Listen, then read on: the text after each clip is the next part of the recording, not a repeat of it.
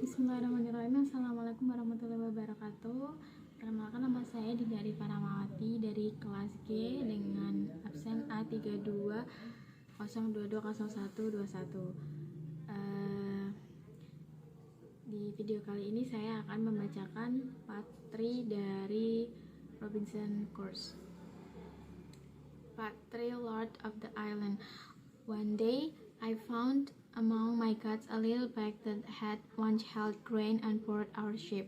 I decided to use it to store my powder, so I shot it out near the rock outside my house.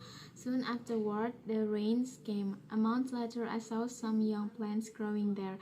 I had forgotten all about the grain bag. When the plants grew, I was surprised to see that some were our English barley and others were rice. Up to this point, I had a very little idea of religions. I thought of everything that had happened to me as chance. When I saw English barley growing there, I thought it was a miracle. God had made it grow then to comfort me.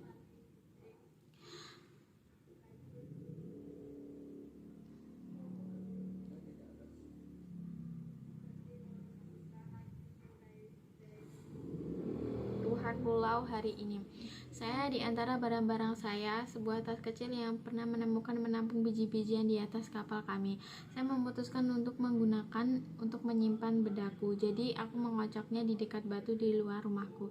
Tak lama kemudian hujan datang. Sebulan kemudian saya melihat beberapa tanaman muda tumbuh di sana. Saya sudah lupa semua tentang gas gandum. Ketika tanaman tumbuh, saya terkejut melihat bahwa beberapa adalah jelai Inggris kami dan yang lainnya adalah beras.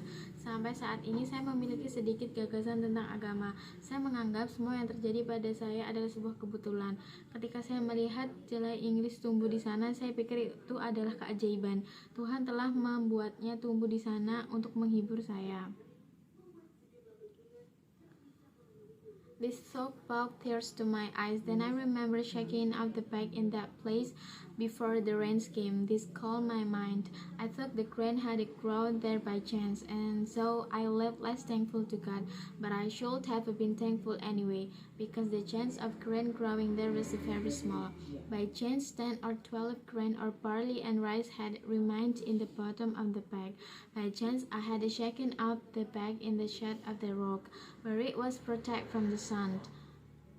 I carefully saved the grain to plant again, hoping to grow enough to supply me with bread.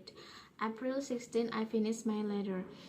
With this, I could climb over the fence. The fence was snow thick and high. From outside, the house could not be seen. At least I was safe from attack by moths or bees. The next day, the earth came falling down from the roof of my cave and the hill above it. I thought that my cave was falling in as it had done before. I climbed the fence for fear of being buried alive. Once outside, I realized that it was an earthquake. I was so terrified that the hill would fall upon my tent and bury all my good. I sat on the ground feeling miserable. The wind rose and there was a great storm. It lasted about 3 hours. At that time I sat on the ground, terrified and miserable, but I never had one serious religious talk. 2 hours later, the air and the sea were calm, and it began to rain. I realized that the storm had been the result of the earthquake.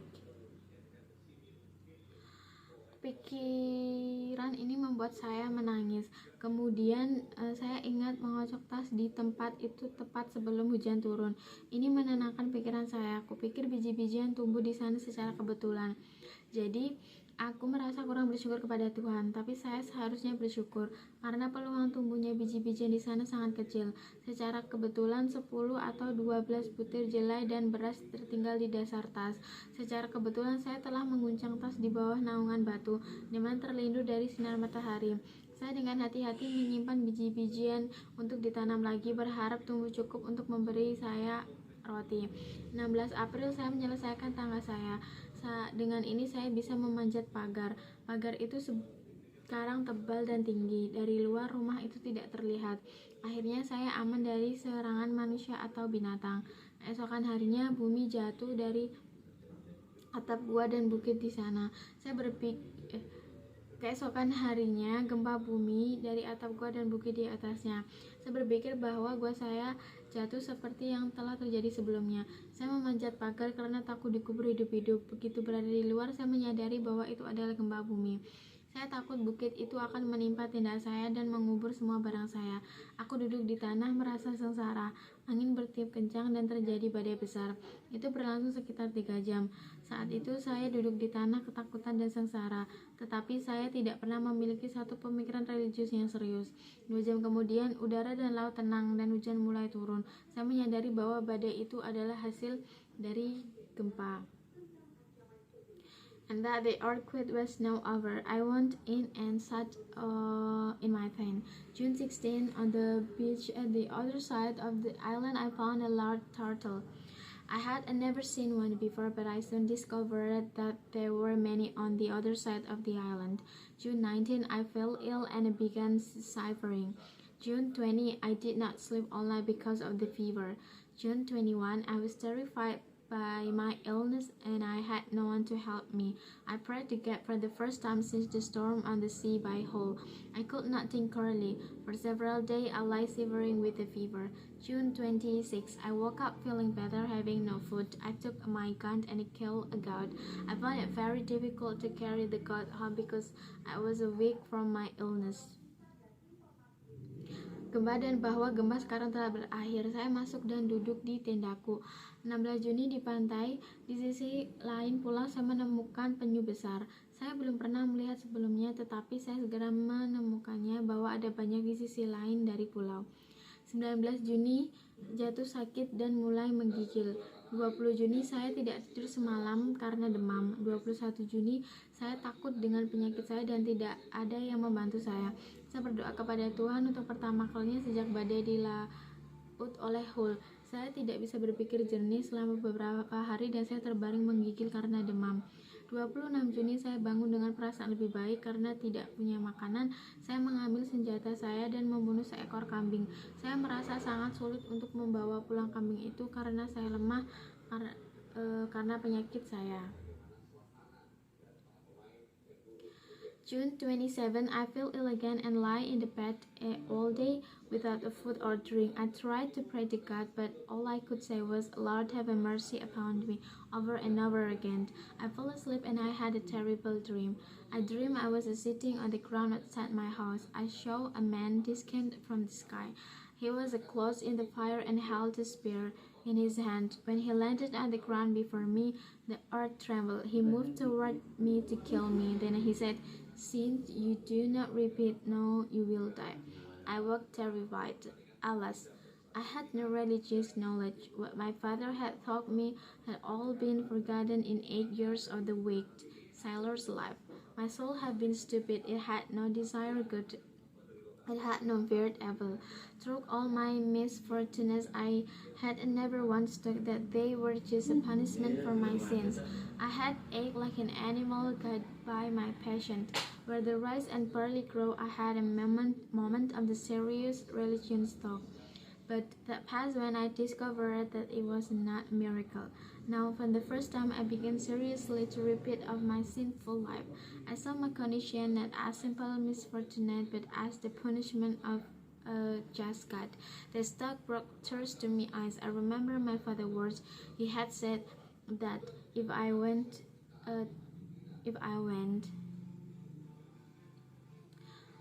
27 Juni saya jatuh sakit lagi dan terbaring di tempat tidur sepanjang hari tanpa makanan atau minuman. Saya mencoba berdoa kepada Tuhan, tetapi bisa saya katakan hanyalah Tuhan kasihanilah saya berulang kali. Saya tertidur dan mengalami mimpi buruk. Saya bermimpi saya sedang duduk di tanah di luar rumah saya. Saya melihat seorang pria turun dari langit. Dia berpakaian api dan memegang tombak di tangannya. Ketika dia mendarat di tanah di depanku, bumi bergetar. Dia bergerak ke arahku untuk membunuhku. Lalu dia berkata, karena kamu tidak bertobat, sekarang kamu akan mati. Saya terbangun ketakutan. Sayang, saya tidak memiliki pengetahuan agama. Apa yang ayah saya ajarkan kepada saya, semuanya telah dilupakan dalam 8 tahun kehidupan menjadi seorang pelaut yang jahat. Jiwaku bodoh, itu tidak menginginkan kebaikan, itu tidak takut. kejahatan. Melalui semua kemalangan saya tidak pernah berpikir bahwa mereka adalah hukuman yang adil untuk dosa-dosaku.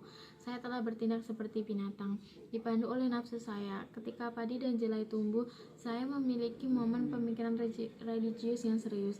Tetapi itu berlaku ketika saya menemukan bahwa itu bukan keajaiban. Sekarang, untuk pertama kalinya, saya mulai serius bertobat dari kehidupan saya yang penuh dosa. Saya melihat kondisi saya bukan sebagai kemalangan sederhana, tetapi sebagai hubungan dari Tuhan yang adil. Pikiran-pikiran ini membuat saya menangis. Aku teringat kata-kata ayahku yang mengatakan, jika aku pergi, if I want to see, God would not bless me and I would be sorry. Now I said to myself, my father's purpose has really been fulfilled. God has punished me, and there is no one to help me. Then I cried out, Lord, help me, for I am in great distress. June 28. Feeling a little stronger, I ate some turtle meat. This was the first time in my life I asked God a blessing on what I ate. Afterward, I took my gun and walked to the shore. Then I sat down feeling weak once more and looked out the sea. What I asked myself, is this earth sea of the which I have seen so much? What am I? What are men and beasts? Where do we come from? Surely we are made by the same sacred power that formed the earth and sea. Who is that? The answer was clear. God made it all. Then I thought, if God made all these things, He must also guide them all. Nothing can happen in creation without His knowledge. Therefore, He knows that I am here in this miserable condition, and He meant these things to happen to me. Why has God done this to me? I asked myself, but then I remember my weak life, and I said to myself, why do you ask why God has done this to you? Ask instead why you were not killed long ago. Sadly disturbed by this talk, I went to my chest to look for some tobacco.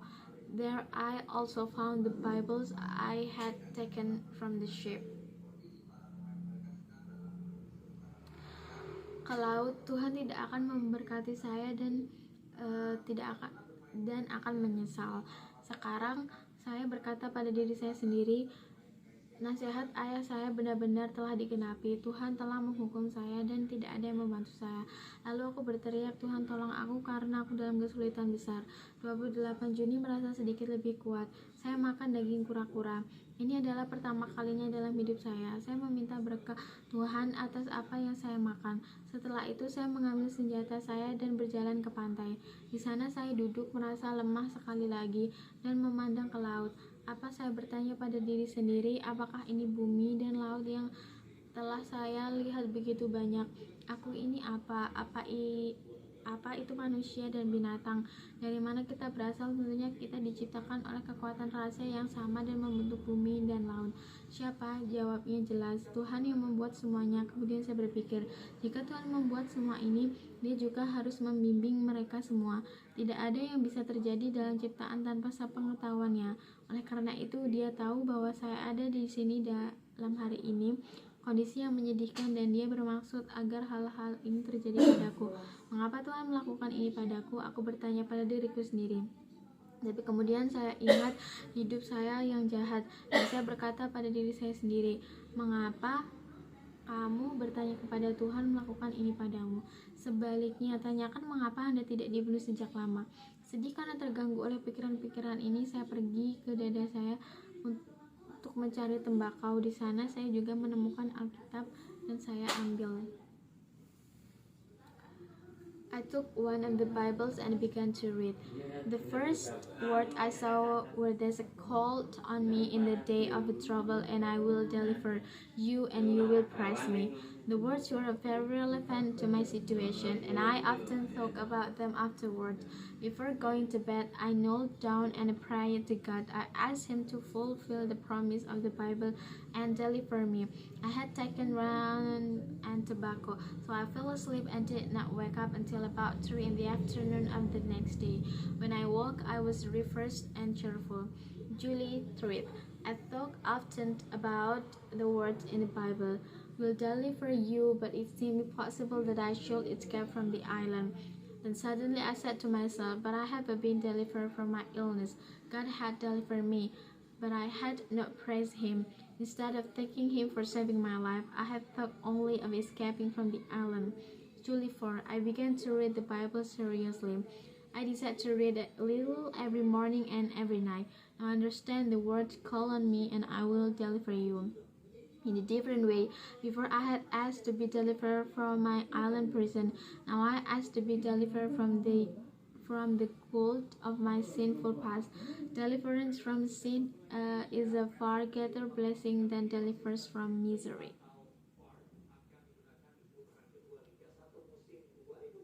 Kapal saya mengambil salah satu Alkitab dan mulai membaca.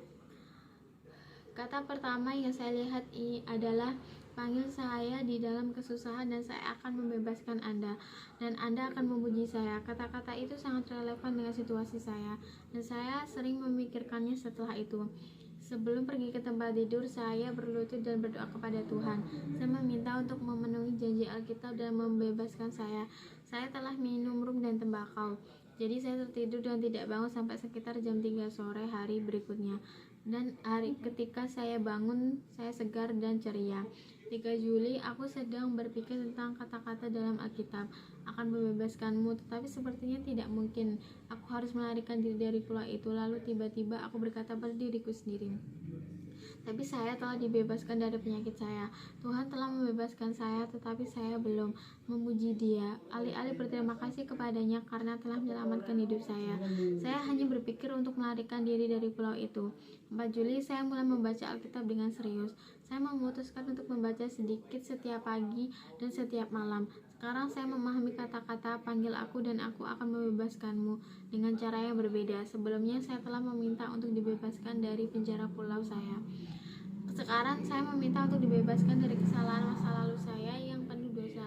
Pembebasan dari dosa adalah berkat yang jauh lebih besar daripada pembebasan dari kesengsaraan. My mind was now calm and comforted. I had been on this unhappy island for more than 10 months. I believe that no human being had ever come here before. I was a lord of the whole island. If I liked, I could call myself king of emperor. I had enough wood to build 20 ships, enough food for an army. However, if I could not use it, was no value to me. I had enough to eat, so the rest was useless. I would have gladly given all my money for a little ink because it would have been useful. My life was now much easier than before. I thought much more about the blessing of my present life and much less about its misfortunes. My ink had been gone for some time. My clothes were all worn out. I made a new clothes for myself from the skins of the god I killed. This was a very slow and difficult work, since I had no needle. The weather was so hot that I could have gone naked. However, I did not want to go naked, even though there was no one to see me. I could not go naked because the sun was so strong that it would burn my skin. I therefore made myself clothes, a hat, and even an umbrella. Pikiran saya sekarang tenang dan terhibur. Saya telah berada di pulau yang tidak berbahagia ini selama lebih dari 10 bulan. Saya percaya bahwa tidak ada manusia yang pernah datang di sini sebelumnya. Saya adalah penguasa seluruh pulau. Jika saya suka, saya bisa menyebut diri saya raja atau kaisar. Aku punya cukup kaya untuk membuat 20 kapal. Cukup makanan untuk satu pasukan, namun jika saya tidak dapat menggunakannya, itu tidak ada nilainya bagi saya. Saya sudah cukup makan, jadi sisanya tidak berguna. Saya dengan senang hati akan memberikan semua uang saya untuk membeli sedikit tinta, karena itu akan berguna. Hidup saya sekarang jauh lebih mudah dari sebelumnya. Saya lebih memikirkan tentang berkat-berkat kehidupan saya saat ini dan lebih sedikit tentang kemalangan. Tinta saya telah hilang selama beberapa waktu. Pakaianku sudah usang semua. Saya membuat baju baru untuk diri saya sendiri dari kulit kambing yang saya bunuh. Ini pekerjaan yang sangat lambat dan sulit karena saya tidak punya jarum. Cuaca sangat panas sehingga saya bisa telanjang. Namun saya tidak ingin telanjang meskipun tidak ada yang melihat saya. Saya tidak bisa telanjang karena matahari sangat terik hingga membakar kulit saya. Karena itu saya membuat sendiri pakaian, topi, dan even an umbrella. I tried to make a boat of a canoe with which to escape from the island. For on a clear day I could see the mainland. It took me a long time to build the canoe. When I was finished, it was too big for me to move. I could not get it to the shore, and so I left it where I had built it. Later, I made a smaller boat, but this was not large enough to take me to the mainland. I used it to sail around my island. My life continued in this way for many years. It was an orderly life, filled with the work and the praise of God. I was not unhappy. I was the king of my island. My subjects were the goats, the dogs, the cats, and some parrots I had tamed. There were no rebels among my subjects. One day around noon something happened that changed my life on the island. I found the print of the man's naked foot on the beach. I stood and looked up the footprint in amaze. I looked around me, but I saw nothing. I went to higher ground and looked again, but it was the same. I saw no one and no other footprint except that one. Bahkan payung, saya mencoba membuat perahu atau sampan untuk melarikan diri dari pulau. Karena pada hari yang cerah saya dapat melihat daratan. Butuh waktu lama untuk membangun kanu. Ketika selesai itu terlalu besar bagi saya untuk dipindahkan. Saya tidak bisa membawanya ke pantai, jadi saya meninggalkan di tempat. Saya membangun ke belakang. Saya membuat perahu yang lebih kecil, tetapi ini tidak cukup besar untuk membawa saya ke daratan. Saya menggunakannya untuk berlayar di sekitar pulau. Hidup saya berlanjut seperti ini selama bertahun-tahun. Itu adalah kehidupan yang teratur, penuh dengan pekerjaan dan memuji Tuhan. Saya tidak bahagia. Saya adalah raja pulau ini. Subjek saya adalah kambing, anjing, kucing, dan beberapa burung beo yang telah saya jinakkan. Tidak ada pemberontakan di antara rakyat saya. Suatu hari sekitar tengah hari terjadi sesuatu yang mengubah hidup saya di dalam pulau itu. Saya menemukan jejak kaki telanjang seorang pria di sana. Aku berdiri dan melihat kaki dengan takjub. Saya melihat sekeliling saya tetapi tidak melihat apa-apa. Saya pergi ke tempat yang lebih tinggi dan melihat lagi, tetapi tetap sama. Saya tidak melihat siapapun dan tidak ada jejak kaki lain kecuali yang itu. I was terrified and went home to hide myself. At the first I thought it must have been the footprint of the devil, for how could a human being have come to this place? I then began to think the print was left by savages from the mainland. They must have come in canoes and left again. I was very thankful that they had not seen my boat. How strange is life of a man. Today we desire what tomorrow we fear. For years I had desired human society. Now I was terrified and the thought that another human being had set his foot upon the island. I thought again of the word of the Bible, call upon me in the day of trouble, and I will deliver you, and you will place me. I prayed to God to deliver me from danger. Afterward, I opened my Bible and read, wait on the Lord and be good cheer, and he shall strengthen your heart. Although this word comforted me, I was still afraid, for a danger is 1,000 times more terrifying than danger itself. I no longer trust in God as I had it before. If I had kept my trust in God, I would have been more cheerful in this new distress. Ketakutan dan pulang ke rumah untuk menyembunyikan diri. Awalnya kupikir itu pasti jejak kaki iblis, karena bagaimana mungkin manusia bisa datang ke tempat ini. Saya kemudian berpikir cetakan itu ditinggal oleh orang liar dari daratan. Mereka pasti datang dengan kanu dan pergi lagi. Aku sangat bersyukur bahwa mereka tidak melihat perahu saya. Betapa anehnya kehidupan manusia. Hari ini kita menginginkan apa yang kita takutkan besok. Selama bertahun-tahun saya menginginkan masyarakat manusia. Sekarang saya ketakutan memikirkan bahwa manusia lain telah menginjakkan kaki di pulau itu. Saya memikirkan kembali kata-kata dalam Alkitab. Panggil aku di hari kesusahan dan aku akan membebaskanmu dan kamu akan memujiku. Saya berdoa kepada Tuhan untuk membebaskan saya dari bahaya. Setelah itu saya membuka Alkitab saya dan baca, nantikan Tuhan dan bergembiralah, Dia akan menguatkan hatimu. Meskipun kata-kata ini menghiburku, aku masih takut akan bahaya 10.000 kali lebih menakutkan daripada bahaya itu sendiri. Aku tidak lagi percaya kepada Tuhan seperti yang saya alami sebelumnya. Jika saya tetap percaya pada Tuhan, saya akan lebih ceria dalam kesusahan baru ini. Sekian yang dapat saya sampaikan. Kurang lebihnya mohon maaf. Wassalamualaikum warahmatullahi wabarakatuh.